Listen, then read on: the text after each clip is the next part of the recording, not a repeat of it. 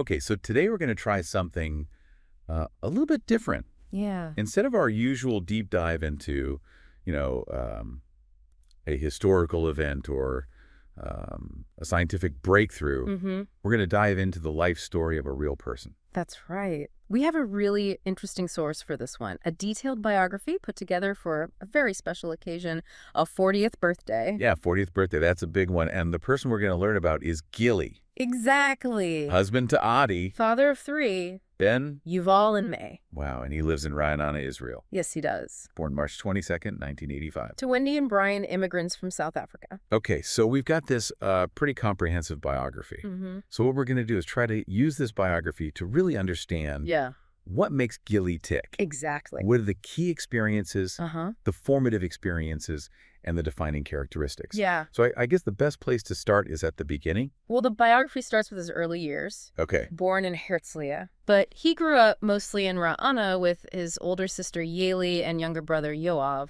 So right away we see that he's a middle child. Right. Now I'm a middle child, so maybe we try to tease out some middle child tendencies as we go through this. Yeah, keep an eye out for that. Okay, so what else really jumps out at you about his early years? Well, one of the first things that really struck me was his early athleticism. Okay. Apparently, he learned to ride a bike without training wheels when he was just 3 years old. 3 years old. Wow. So that's pretty impressive. It is, yeah. It speaks to his coordination, obviously, Yeah. but also maybe a certain fearlessness, a willingness to just jump in and try new things. Uh-huh. So maybe we're starting to see a little bit of that drive, that competitive spirit already emerging. Yeah, maybe so. Now, we also read about a kindergarten teacher Mhm. who made quite an impression on him. Ah, yes. She certainly seems to remember him vividly. It sounds like he kept her on her toes. He did, the biography talks about this kind of duality in his personality, even as a young child. There are these stories about him sort of terrorizing his siblings. Oh, no. Like poor Yoav having to lock himself in the bathroom to escape. Right. And then, the classic sibling rivalry, fighting over the TV remote with Yaeli. Yeah, classic middle child behavior. Right. But then on the other hand, there's this protective side to him as well. He was very loyal to his siblings and would defend them if anyone else picked on them. So it sounds like he was a real bundle of energy, a mix of mischief and loyalty. It's just a lot of spirit. And speaking of spirit, there's this amazing story about him in kindergarten. Oh, yeah. The soccer story? Yeah, you have to tell this one. So apparently he saw some older kids playing soccer. Okay. And even though he wasn't even in school yet, he insisted on joining their club. Wow, so he was how old? 4? Yeah, something like that. His mom probably thought, okay, nothing will come of this. Right. But she let him go. And the coach saw something special in him. He actually let Gilly play with the older kids. No way. Yeah, and get this, he actually won the Outstanding Player Award that year. So he's playing with first and second graders. Yeah. And he wins the award for best player. That's right. Pretty incredible. So we're really seeing this competitive spirit come out here, this drive to excel, even at such a young age. Definitely a natural talent and a determination to succeed. So it wasn't all sunshine and roses, though, right? I mean, he faced some challenges, too, especially in school. That's true. First grade seems to have been a bit of a bumpy road for him. The biography mentions him being kicked out of class. Oh, no. Yeah, more than once. Really? It seems like the structured environment of school didn't really suit him at that time. I can relate to that. Can you? I wasn't kicked out of class, but I definitely had trouble sitting still and following the rules. I think a lot of people can relate to that, especially when you have a kid with a lot of energy and maybe a different way of learning. Right. And it seems like this tendency to kind of push against authority continued, because then in 5th grade, there was a pretty serious incident where he threw a table at a teacher. Yeah, that was after he was denied permission to go on a school trip. So it sounds like there was this, this tendency to react strongly when he felt things were unfair. Yeah, definitely. And that incident seems to have been a real turning point for him and his family. Hmm. They decided to seek professional help. Oh, okay. And the biography suggests that this was really beneficial for him. Yeah, it's a good reminder that sometimes seeking help can make a huge difference. Absolutely. And it's a testament to his family's commitment to his well-being that they recognize the need for support. Now, it wasn't all about addressing challenges. Mm.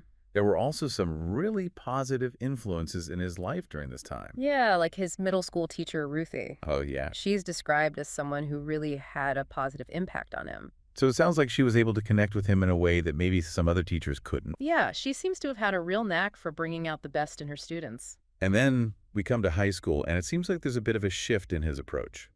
In what way? Well, he suddenly becomes a very diligent student. Oh, really? Yeah, and the motivation, the promise of a car upon graduation. Oh, that's interesting. So it seems like he could really focus and achieve when he had a clear goal in mind.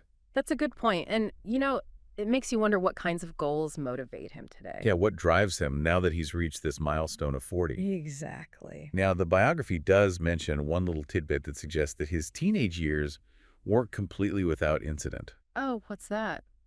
Apparently, he and his friend Adam were not allowed to go on class trips without a parent chaperone. Oh, no. Yeah, so it seems like there was still a little bit of that, rebellious streak in there. Right, a bit of that mischievous energy. Okay, so moving on to a really significant chapter, his army service. Right, compulsory service in Israel. It's a rite of passage for young people. And it sounds like he managed to balance his army duties with his passion for soccer. Yeah, he was still playing for Hapoel Rana at this time. And that's not easy to do. No, it's a testament to his dedication and his time management skills. Right. And his family was incredibly supportive. They went to all his games. It's lovely. They seem to have been a real source of strength for him. Yeah, he was playing as a midfielder and eventually became team captain. So those leadership qualities were starting to emerge. And it sounds like soccer was his top priority, even over family trips. Wow, so that shows a real commitment. Yeah, it seems like he was willing to make sacrifices for something he was passionate about. That's a great quality to have. So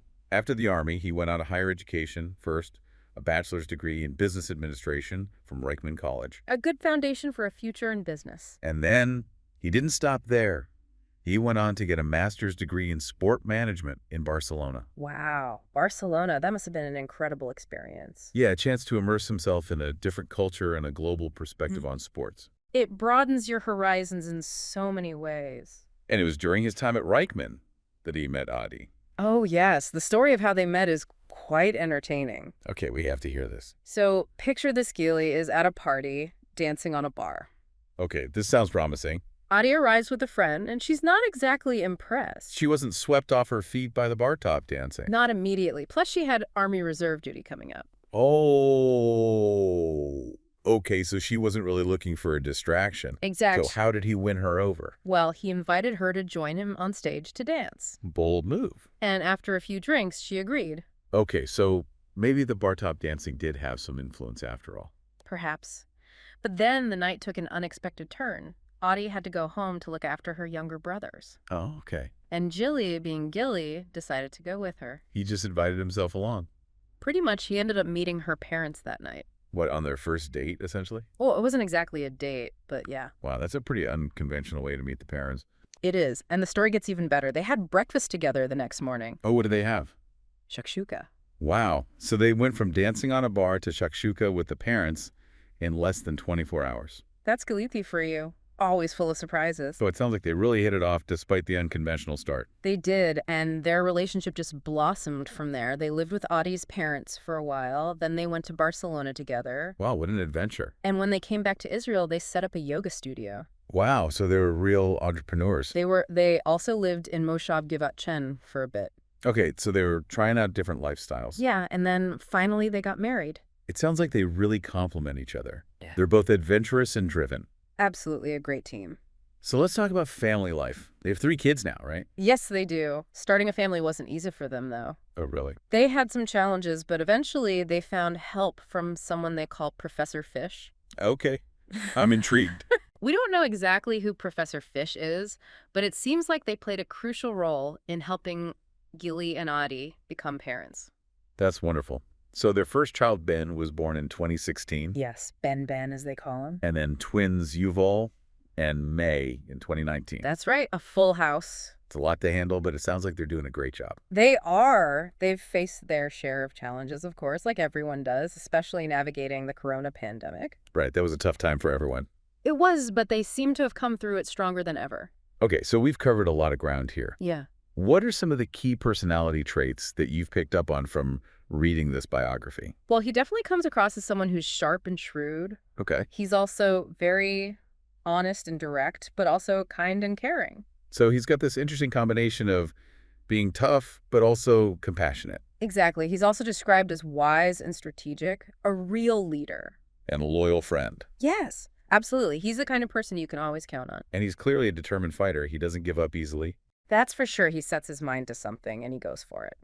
So what about his personal preferences? Any quirks or interesting habits? Well, he loves to sleep. Who doesn't? True.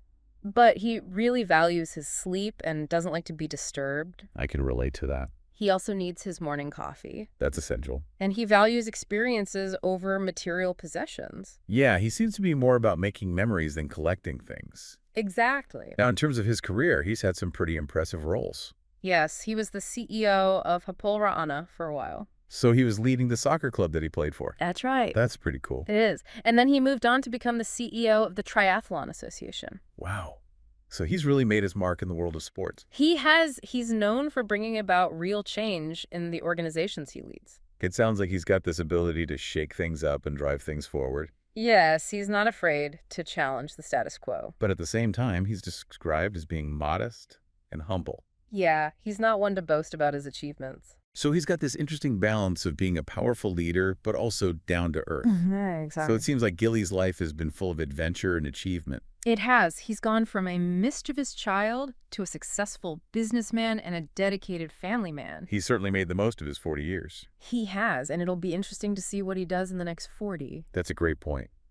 So what can we learn from Gilly's story? Well, I think it shows us that even if you have a bit of a rebellious streak, you can still achieve great things. Right. You don't have to fit perfectly into the mold to be successful. Exactly. And it also highlights the importance of having a strong support system. Yeah, his family and friends have clearly played a huge role in his life. And I think the story of how he met Adi is a good reminder that sometimes the most unexpected paths can lead to the greatest happiness.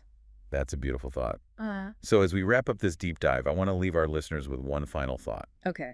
Given all that we've learned about Gilly, his drive, his determination, his loyalty, his ability to overcome challenges, and his commitment to his family, what do you think is the one key ingredient, the one essential element that has enabled him to achieve so much and live such a fulfilling life? That's a great question. Something for our listeners to ponder.